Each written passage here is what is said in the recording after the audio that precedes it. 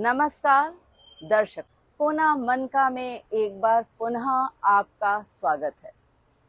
किए गए वायदे के अनुसार मैं आज पुनः उपस्थित हूँ युवा चेंज मेकर के साथ। आकाश एसबीआई के युवा फेलो रहे हैं और साथ ही साथ में आप एग्रीटेक सेक्टर्स में काम कर रहे हैं। बहुत कुछ किया है इन्होंने, अपने नाम के अनुरूप आकाश के एक छोर से दूसरे छोर को नापा है और आज भी ये निरंतर कार्यरत हैं। आकाश ने ग्रामीणों को उद्यमशील बनाने के लिए, लोगों को आत्मनिर्भर बनाने के लिए और साथ ही साथ महिलाओं और बच्चियों जिन्होंने जो कि अपनी मूलभूत आवश्यकताओं से वंचित रही हैं, उनके लिए काम किया। आप बेयरफुट एनजीओ के साथ जुड़े रहे। वर्तमान में आकाश सोशल अल्फा में पोर्टफोलियो मैनेजर के पद पर कार्य कर रहे हैं और साथ ही में किसानों के नवनिर्माण की दिशा में 7 साल का गहन अनुभव हासिल किया है। हम बहुत कुछ जानेंगे अपने आज के अतिथि के बारे में। चलिए आपको शीघ्र ही मिलवाते हैं अपने अतिथि आकाश से। आकाश जी, आपने इतना कुछ किया है, आप युवा है, कैसा लगता है? आपने कितना आकाश नाप लिया है अब तक? मैम, आकाश कितना नाप लिया ये तो नहीं पता, और कितना नापूंगा ये भी नहीं पता। एक सफ़र है जो कोशिश कर रहे हैं कि जितना अपने लिए अच्छा कर सकें और जितना दूसरों के लिए अच्छा कर सकें उतना अच्छा करें।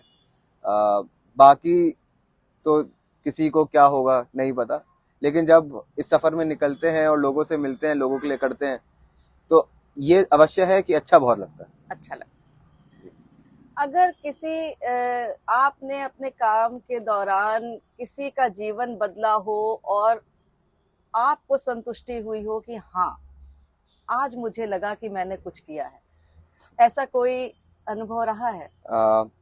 तो ये आई थिंक 2015 की बात है, जब मैं पहली बार एनजीओ सेक्टर में गया था यूथ फॉर इंडिया फेलो बन के। उस एनजीओ में हम लोग ने एक प्रोग्राम शुरू किया था, वोकेशनल ट्रेनिंग प्रोग्राम, उन छात्रों के लिए, उन बच्चियों के लिए जो स्कूल की शिक्षा से वंचित रह जाते हैं। और हमको लगता है कि स्कूल की शिक्षा बहुत आवश्यक है, लेकिन ग्रामीण इलाकों में ऐसा नहीं है। ग्रामीण इलाकों में उसका कारण भी है।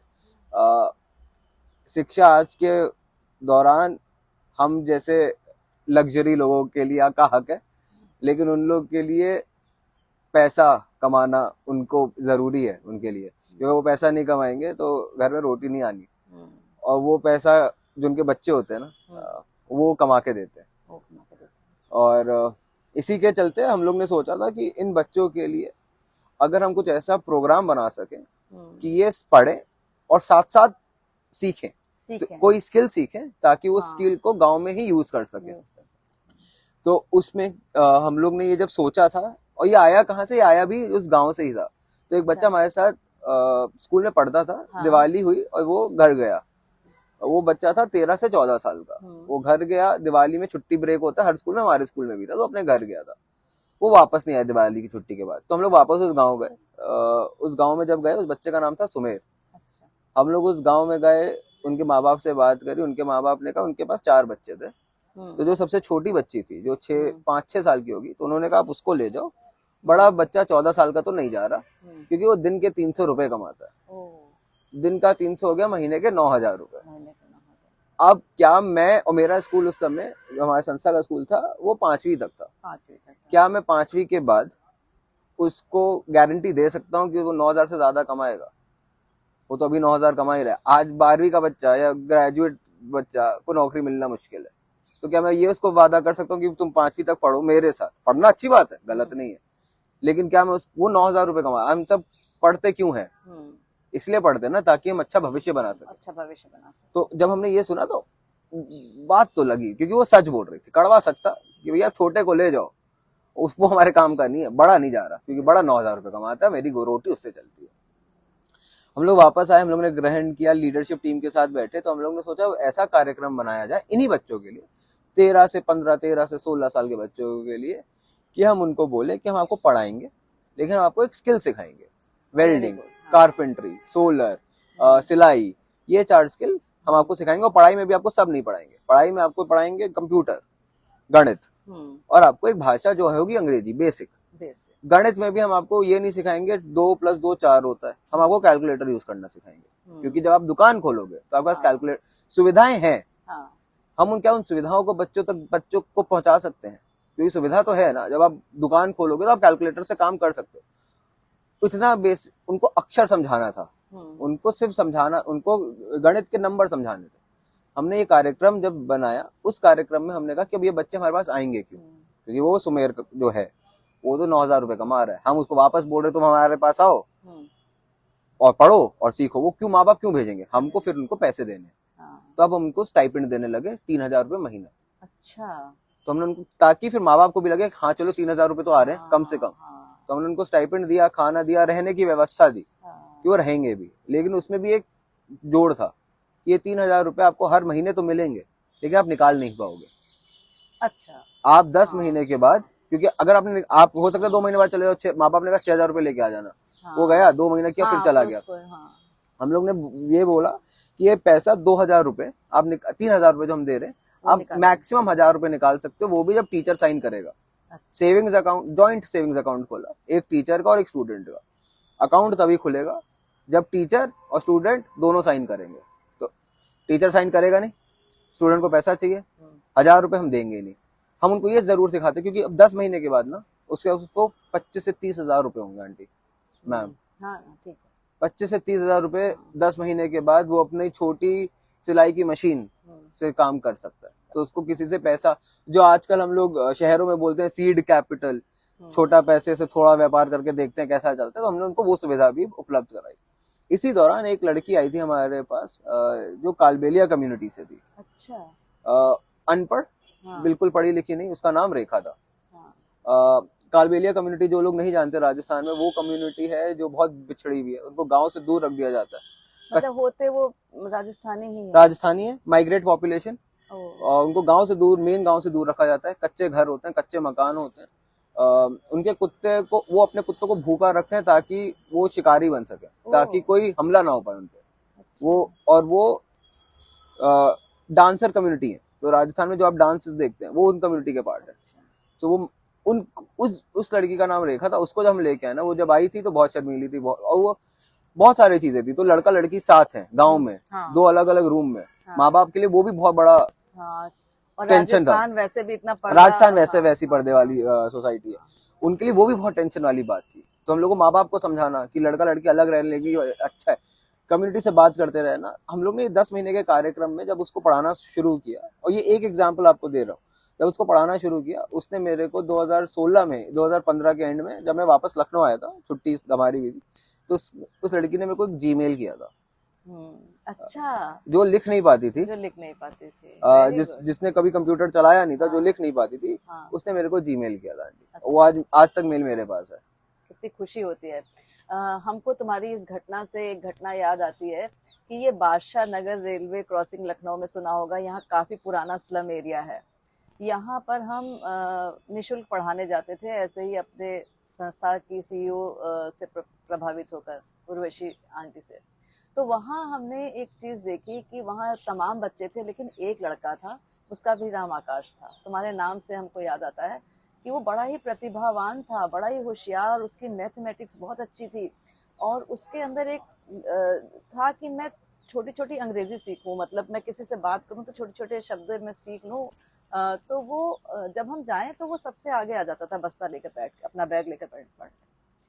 हमको समझ नहीं आ रहा था कि हम इतने एज ग्रुप जो थी वहाँ पर, बड़ी लड़कियां थी, छोटी लड़कियां थी, बहुत छोटे बच्चे थे, हम कैसे शिक्षा इनको दें कि हर एक को बराबर से दे पाए, अटेंड कर पाए। कोशिश करते थे, रोज रोज कुछ कोर्स बनाते थे, जाते थे। फिर हमने उस बच्चे से कहा, हमने कहा मेरा घर यहाँ पास में, तुम आ जाया करो। तो उसको इतनी था चाहत, उसे एक शब्द लिखना नहीं आता था, लेकिन वो जो चीज़ों को जोड़ना होता है ना, कोई सामान सौदा खरीदा उसको जोड़ना, वो इतना फास्ट करता था कि हमें लगता था कि इसके पास दिमाग है, लेकिन वो एक शब्द या एक लाइन लिख नहीं सकता था। उसको घर बुलाकर मैंने उसको मतलब कहना चाहिए वर्णमाला से लेके हर चीज़ छोटे छोटे सेंटेंस से सिखाए। आज वो हमसे ज़्यादा अच्छा कंप्यूटर चलाता है और वो मैसेजिंग करता है, अपना ढोल वोल बजाता है, उसके अलावा वो और भी कुछ छोटे छोटे काम करता है। तो ये देखकर ये खुशी होती है कि हम ज़्यादा तो नहीं कर पाए, इतनी सी शुरुआत में हमने किसी का जीवन तो बदला है ना। बिल्कुल। तो ये तुम्हारी तो अभी कोई मतलब कहना चाहिए बहुत ही कम उम्र है और तुम्हारे सामने एक बहुत बड़ी दुनिया है जिसमें तुम बहुत कुछ करोगे। और तुमने जो अपने काम की शुरुआत की थी वो कुछ इस तरीके से की कि किसी ना किसी के जीवन को बदला बिल्कुल। है ना।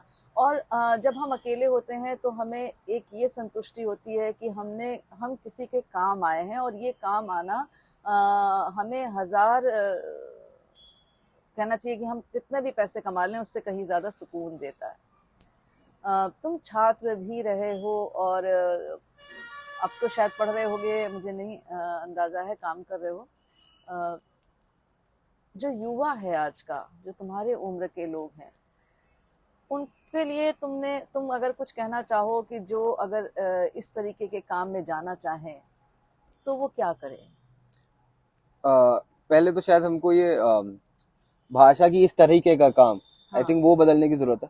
वो क्योंकि आप कोई भी काम करो, हाँ। कोई भी काम करो, कहीं पे भी काम करो, वो जो काम की नियत होती है ना कि मैं अगर ये काम करूँ, आप अपने घर पे भी अगर हो, कोई आ रहा है और उसको गूगल पे चलाना नहीं आ रहा, उसको गूगल पे के बारे में पता ही नहीं है क्या है, उसको लगता है स्कैम है, और या आप उसको बता सकते हो कि आप कैसे अपने पैसे बचा सकते हो, कि अगर कोई कॉल आए तो मत उठाना, कोई पैसा बोले कि आपको मिल रहा है तो मत देना। आप जहाँ पे भी हो, कोई भी काम कर रहे हो, आप उस जगह किसी को, जैसे आपने कहा था कि किसी की जिंदगी अगर आपने एक बार भी छू ली ना, उसकी जिंदगी में आपने इतना उसको बता दिया कि यूट्यूब कैसे अच्छी तरीके से आप चला सकते हो, यूट्यूब में क्या देख सकते हो। जरूरी नहीं है यूट्यूब पे सब लोग गाने ही सुने, आप यूट्यूब का इस्तेमाल और तरीके से कर सकते हो। अगर आपने वो भी किसी के साथ कर दिया ना, वो जो आपको संतुष्टि है ना, वो जो आपको एक स्माइल मिलती है ना उस समय, तो वो सेक्टर में कैसे मतलब ये सेक्टर नहीं है, ये कोई सरकारी गैर सरकारी वाली बात ही नहीं है, ये आपकी सोच है। और सोच अच्छी कहीं पे भी हो सकती है, किसी की भी हो सकती है। बाकी अगर किसी को डेवलपमेंट सेक्टर में ही जाना है और कोई एनजीओज में काम करना चाहता है या एग्रीटेक सेक्टर्स में काम करना चाहता है, उसके लिए जो सबसे ज्यादा जरूरी है वो है, ये बोर्ड रूम में बैठ के नहीं हो सकता। ये आप सोचो कि एसी के कमरे में लग्जरी में बैठ के सोचें कि हम सेवा कर लेंगे, हाँ, तो वो नहीं हो सकता। चाहे वो एग्रीटेक सेक्टर हो, चाहे वो एनजीओ सेक्टर हो, जाना तो आपको पड़ेगा। फील्ड वर्क करना, जाना आपको पड़ेगा, आपको उनके साथ बैठना पड़ेगा, उनके साथ चाय पीनी पड़ेगी, उनके साथ उनको समझना पड़ेगा। आप सोचो कि हमने ये कॉलेज का असाइनमेंट है, स्कूल का असाइनमेंट की तरह नहीं, समय लेके जाना पड़ेगा कि आपको लगे। और आप स्वदेश के शाहरुख खान भी नहीं बन सकते कि 3 घंटे में आप सोचो कि आप पूरी दुनिया बदल दोगे। पूरी दुनिया 2 साल में अगर आपने 2 लोगों के साथ भी अच्छा काम किया ना, हम लोग ने यही सीखा था संस्थान में जब काम करते थे, कि आप जहां जाते हो, आप वहां पे सोच में आप 1 या 2 लोगों को साथ लेके चलते हो। आप अकेले कुछ नहीं करते, कम्युनिटी वर्क है। आप लोगों में उन लोगों को पकड़ते हो जो उस गांव को, वो गांव उनका भी है, तो आप उन लोगों को पकड़ते हो जो वो गांव बदलना चाहते हैं, फिर उनके साथ आप काम करते हो, क्योंकि लोगों को उन पे भरोसा है। हम आज मैं राजस्थान में मैंने 2 साल काम किया, मैं 2 साल वहां रहा, लेकिन उसके बाद मैं नहीं रहा। मेरे को अलग अपॉर्चुनिटी मिली, मेरे को अलग जिंदगी मिली, मैं वहां से निकल गया। गांव वाले लोग वहीं रह रहे हैं। तो आपको वो सोच जो आपकी है ना बदलाव की, कुछ करने की, वो आपको उनके साथ करनी होगी। साथ में आप करोगे तो लंबा असर दिखेगा। मैं आज भी 7 साल बाद भी मेरे को, जिनके साथ मैंने काम किया था, जिन बच्चों के साथ काम किया था, जिन टीचर्स के साथ काम किया था, जिस कम्युनिटी के साथ काम किया था, वो आज भी मेरे को कॉल करते हैं, वो आज भी अपनी शादी में मेरे को बुलाते हैं। तो वो एक रिश्ता है, वो आपको रिश्ता बनाना पड़ेगा जो मीटिंग्स में, कॉर्पोरेट लॉ में नहीं होता। आपको गांव में बैठ के चाय तो पीनी पड़ेगी। बहुत अच्छी बात तुमने कही है कि लोग कहते हैं कि देश बदलने के लिए वो हमें सफेद कुर्ता पजामा और सफेद टोपी लगाने की जरूरत नहीं है। अगर हमें कुछ अच्छा करना है तो हम अपने ही लेवल पे, छोटे स्तर पर भी छोटा छोटा काम करके ही लोगों को कहना चाहिए खुशी पहुंचा सकते हैं। और फिर आप इसे अपना अगर प्रोफेशन बनाना चाहो तो आप बना लो। लेकिन अगर हम ये चाहें कि नहीं, हम सिर्फ कैमरे लगा करके और हम एक दिखाने के लिए एक अच्छा काम कर रहे हैं, उसके बाद फिर हमें उसमें कोई लगाव ना हो, तो शायद ऐसे हम ना तो किसी का जीवन बदल सकते हैं और ना ही उनको समझ सकते हैं। बहुत अच्छा लगा कि देखो हम कहीं भी चले जाए, लेकिन जो इसे शायद संस्कार कहेंगे, बिल्कुल कि हमने जो स्कूल लेवल पे सीखा बिल्कुल है, अपने गुरुओं से सीखा है, बिल्कुल वो मैं भी नहीं भूल सकती। क्योंकि मुझे भी याद है कि जब हम स्लम गए तो हमें, मेरे दिमाग में वही कहीं था कि हमें ऐसे नहीं होगा काम, हमें उतरना पड़ेगा, लोगों से मिलना पड़ेगा, जुड़ना पड़ेगा, जो तुमने अभी युवाओं के लिए, क्योंकि आमतौर पर युवा ऐसे सोचते नहीं है। वो कहना जिन्हें जिंदगी में हर बार वो शॉर्टकट ढूंढते हैं कि जल्दी से पैसे कैसे बना लें, जल्दी से नेम फेम कैसे मिल जाए। लेकिन अगर आपको कोई चीज अच्छी करनी है और टिकाऊ जिसे कहेंगे कि लंबे समय तक टिके, तो आपको लोगों के साथ जुड़कर उन्हें समझ करके तभी आगे बढ़ना होगा। तो मुझे तुम्हारी बहुत सारी बातें बहुत अच्छी लगी, बहुत प्रेरणादायी लगी। और स्टडी हॉल तुम्हारा प्रेरणा स्रोत रहा है, बिल्कुल उर्वशी आंटी रही हैं, ये बिल्कुल तो बिल्कुल बहुत ही अच्छी बिल्कुल बात है। बिल्कुल